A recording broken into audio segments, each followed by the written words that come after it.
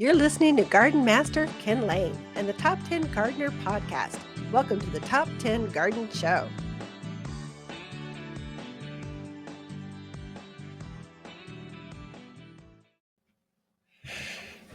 And we are back with Lisa Waters Lane in the studio. She comes each week with your garden questions. Just what is everyone else talking about out in the gardens? Welcome to the studio, Lisa. Thank you. Good to be back. It is good to be back. It's kind of nice to be autumn. Such a beautiful time. It is autumn. Come on. It's like I was talking to friends who are in Dallas. It's like 100 degrees. They're just whining, complaining, like Texans do. Just kidding. Sorry, Texans. But Dallas is hot. And we're like, oh no, we're going to be 87 today. We're in agony. It'll be like 59 tonight. We can't even sleep with the windows open. It's terrible. The nights are nice. Yeah, the days beautiful. are still a hair warm. For you, they're not quite warm enough for me. So. Hence our issues.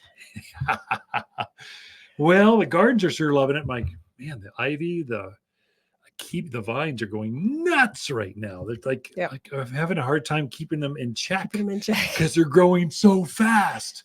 So the gardens are certainly happy. Some things are fading though. Yeah, some things that got really tired this summer.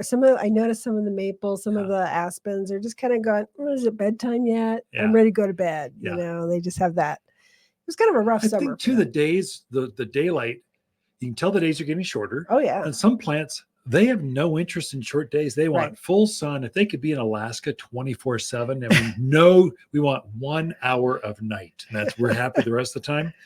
As it shortens, you start to see things going, well, it's been a good ride. True. I think like my tomatillos, they're like, I think we're just done. I've produced. If you should be happy by now, otherwise you don't get anything else out of me. So I think he's being pulled out of the garden. He needs to. Yeah. He kind of took over the garden. It's a big plant, like tomatoes. Big plant. They're big plants. I didn't realize it was that big. Well, plus we put it in a big tall pot, so we have a huge plant. 2 of them in a huge tall decorative glazed pot. So it just kind of cool. May not happen next year. Okay. All right, Too big.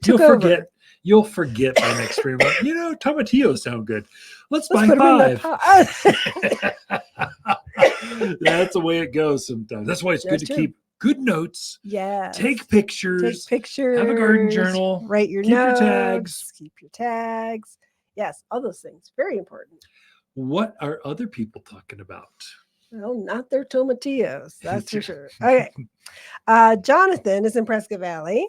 He needs a good hardy ground cover for a hillside on the southwest side of his home. Okay, hot. Yeah. He was looking at the Calgary carpets or the coral beauties, the cotoneaster. Yeah. Wants to know, is one hardier than the other? Is one preferable than the other? Is there any other recommendations you have? Good question. Yeah, good question, Jonathan. So junipers, there's several ground cover junipers, and there's quite a few ground cover cotoneasters. In fact, we have an entire section of just knee-high and below things like that. So, Jonathan, it might be good to, instead of doing your recon online, come in and actually touch, feel, and see what they look like. It's far easier that way. So both are good choices. In fact, if it's a large area, Jonathan, do both. We'll do a groupings of 5 over here, a grouping of 5 over there, and they're companion plants. So they grow together. And so which one is better than the other? They're both really strong. They're both really good. And they're often designed. Like if you're designing one and you've got room for another, you kind of break it up. So it's not just a sea of sameness. Right. Going back to your question, though, and what else would you suggest? Now, I like answering that question because it's unlimited. I guess we did write an article last weekend on ground covers and vines. So a lot of vines everyone thinks of vines as they must grow up something, a fence or pergola, a trellis. Right. They can just grow up a hill or across the yard. So honeysuckle, there's quite a few honeysuckle that are perfect for this. And I would say honeysuckle is used more for ground cover than it is for climbing up thing, or as often used as ground cover as it is up things. An interesting one that I've seen at like Yavapai College, they used a ground cover trumpet vine. as a ground cover. It's a steep slope. This is a big red flower. It's like a honeysuckle on steroids. It just grows really fast, really big. But if you just let it grow across the ground, it's like a 1 foot tall, just spreading thing. It was stunning, just stunning. Virginia creeper. That's another vine that's very much in the wild. That's a native plant for here. That's how it grows in the wild, as a ground cover, not as growing up things, but as a ground cover. Well, you can do that. Everyone wants to put it up some sort of trellis work, but it's natively programmed to go ground cover. So I would say those are good. Think of your vines, and then there's some other ground covery kinds of things. Of course, the number one perennial that's used that way is periwinkle or vinca. It's a evergreen, kind of a 8-inch wide, tall, spreading. Would you use that perennial in a hot area? hillside? Yeah, if you could water it enough. Yeah, that's true. One that you could is Oregon grape. Or Mahonia. There's a native one. It's called Rippens, or ground cover, or carpet. Manzanita. It's not Manzanita. Mahonia. It is actually a good native, strong grower. Once you get established, never care for it. Ignore it. It blooms better in the spring. It has better berries in the fall. Great little evergreen. In the sun, it actually has brighter colors that comes out. So if you get it in more sun, it has this bright yellowy, orange, red color tinge to it throughout the winter. It's quite striking. There's lots of choices. I would say take a measurement. Just walk it out, get close. Is it 50 feet or is it 5 feet? And then how deep? Bring a picture and we can help you design that and tell you how many you need to pull off that hillside retention kind of thing. Yep. Great question, Jonathan. All right. Next question is from Emma. She says she was looking for a red maple, but sees that we only have Autumn Fantasy and Autumn Blaze. Is there a reason you don't carry red maples? Oh, that's a good one. I love the Midwestern folks. Emma, great question. Obviously, from somewhere in the middle of the country where Acer reprum or red maples are very famous, that one does grow here, and it does okay. It tends to get wind whipped or wind torn or damaged early on when it's young. It just gets beat up, and it's so slow growing. It's a hardwood, and so it just takes so long to fill out. It just looks terrible for the first 3 to 5 years of its life, and then it's glorious. So you will see some around. What we found is when we take a graft, if we take a cutting from a red maple and graft it onto the root of a silver maple, we get what's called a Prescott Blaze. Look for Blaze maple. It's the fastest growing of the red maples. So it is genetically it is related to, but it's a cross. And so we're getting this blend between the two. So we get the fast growing hardiness of the silver maple.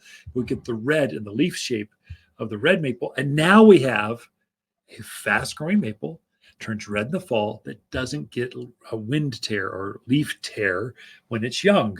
It's a far better choice at a high elevation, windy area, especially if you're up on those ridge lines where you just get, some of you folks have so much wind, or the valley areas. It's ridiculous how those wind shears come down and just wreak havoc on the landscape, especially when they're young. As plants mature and get larger, they can protect themselves. But we want we want your landscape to look good day one after planting, and then only get better from there. Okay. So Blaze or Armstrong, there's several like that that are good. They're for cross. Yeah. Yeah. All right. Next question is from Sierra. She says, I heard you talking about using thyme in place of a traditional lawn. Yeah. She was researching it and saw that there are like a bazillion different types of thyme. So her question was, what type of thyme would you recommend for a lawn? Yeah, so Sierra, so woolly thyme is the one that's famous, but it's so low, it's not really a good choice for a lawn thing. It's more for in-between nooks and crannies like flagstone patios. Yeah, you're better off going with your English, some of your taller, faster growing thymes. Our thymes, and some of them, they're so similar, you can't hardly tell the difference between them. True. One have a slight pink flower, one have a white flower, but basically they look the same. Pick a good strong grower and just roll with it. You won't be able to tell. They'll get a little bit taller than the regular lawn, probably about, just above ankle high.